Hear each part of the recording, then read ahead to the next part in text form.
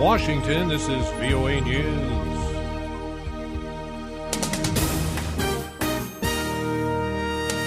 I'm Ray Kouguell reporting. President Barack Obama gives his annual State of the Union address 2 hours from now. He'll be facing a new Congress dominated by opposition Republicans hostile to his call for higher taxes on the wealthiest Americans.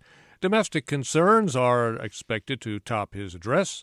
VOA's Pande reports. Despite a year that was full of international challenges, President Obama has not wavered from his goal of boosting the American middle class. Former Obama advisor Larry Korb with the Center for American Progress says the U.S. leader will likely focus on domestic issues in his State of the Union speech. I think he recognized that, we got to get strong at home before we can be strong in the world. With a Republican-controlled Congress, the president's proposals to create manufacturing hubs, expand broadband access, and offer free tuition will likely run into opposition, particularly if the programs require lawmakers to sign off on more spending. Pande, the White House. VOA live coverage will begin at 1:30 Universal Time Wednesday.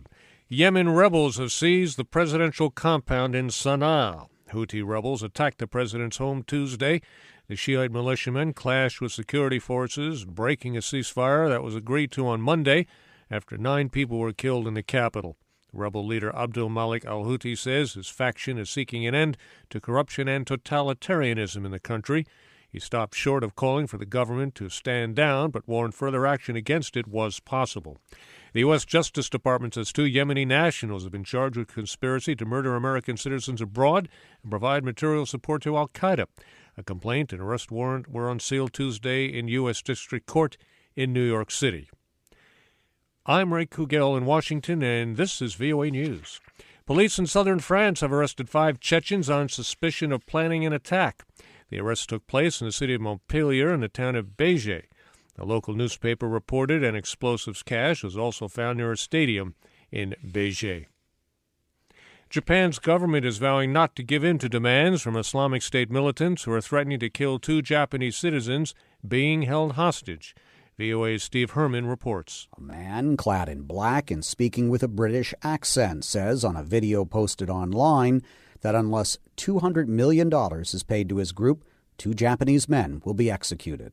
Just hours after the video's release, Japanese Prime Minister Shinzo Abe, on a visit to the Middle East, was defiant, issuing a strong demand for the release of the Japanese men.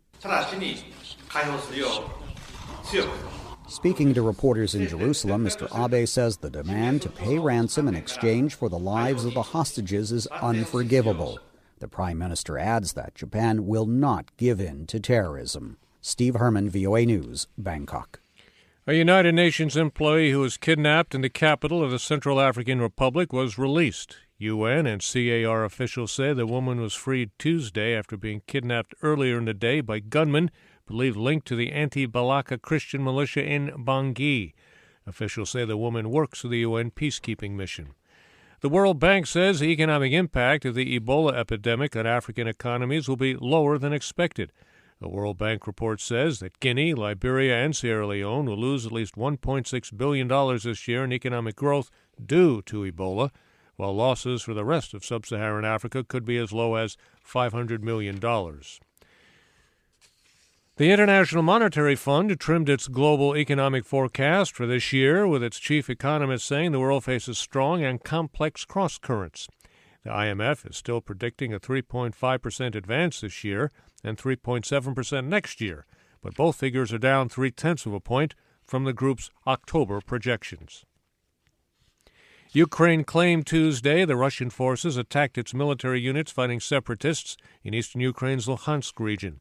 Ukrainian military spokesman Andrei Lysenko says that in violation of all prior agreements, Ukrainian forces were attacked by Russian armed forces in the northern part of the zone of the anti-terrorist operation. Afghan President Ashraf Ghani introduced his cabinet nominees to the parliament's lower house for a vote of confidence Tuesday.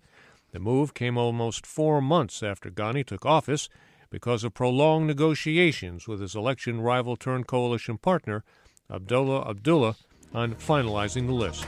I'm Ray Kouguell in Washington.